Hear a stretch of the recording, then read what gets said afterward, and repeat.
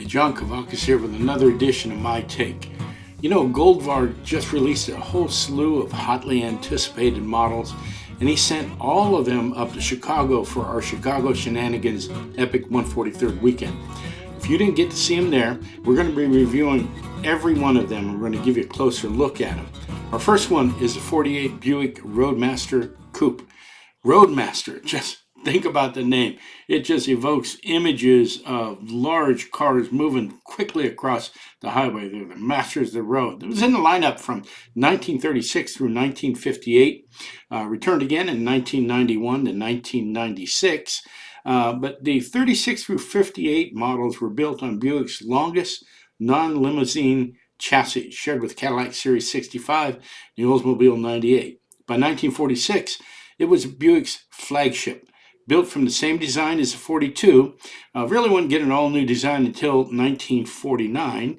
Meanwhile, Harley Earl was dressing up the aging design as best he could. He used flamboyant two-tone colors, trend-setting features like 1948 was the first year the Dynaflow transmission was available.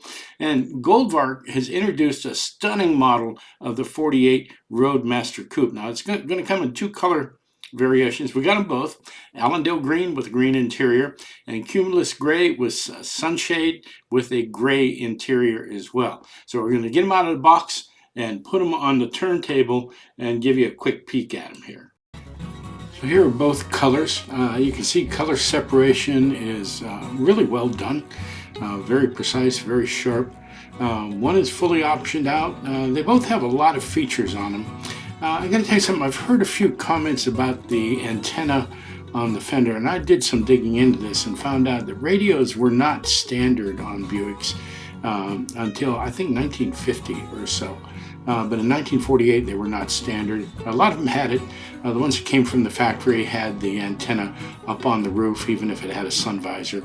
But if a radio was installed at a dealership level, then the antenna was out on the fender, and it would look like this, which you can see is nearly identically optioned to the Goldvarg model.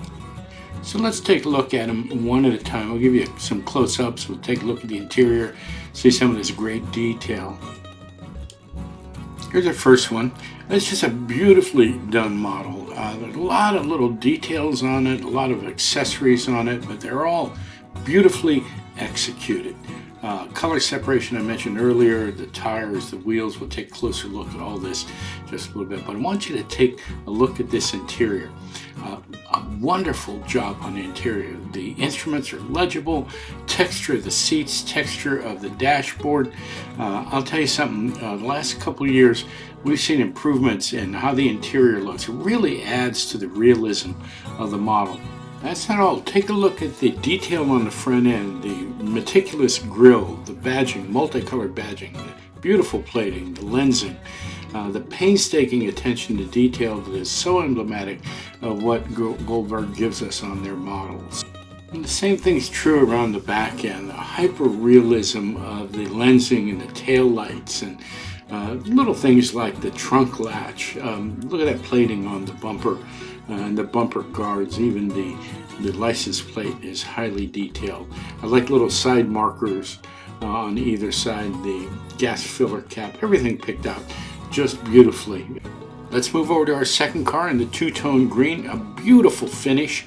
The metallic effect on that darker color on the top is very well done, very much scale, very lustrous. Same attention to detail on this car. It's got more features on it. Some people have talked about the sun visor.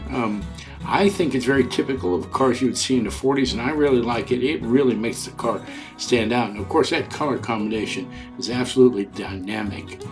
Take a look at the detail on the rear end again. It is exceptional, very, very striking, well done. And again, it's one of those little things that adds to the realism of the car, like those wheels and those hubcaps, well executed. It's a great model. Those studio lights really help those colors pop. Detail is excellent. The value is excellent. They're at $109. Be able to pick them up if there are any left directly from Sergio at his website or at your favorite Goldvarg dealer. But I think you ought to move quick on it. They don't make a whole bunch of them, and they've been very popular. So there's Goldvarg's 1948 Buick Roadmaster Coupe. Hope you enjoyed the model. Hope you enjoyed the video. If you did, hey, give me a like down there in the right-hand corner. Love to have you as a subscriber. I've got the rest of Sergio's new releases coming up within the next few days or so. So keep your eyes open. Thanks for tuning in.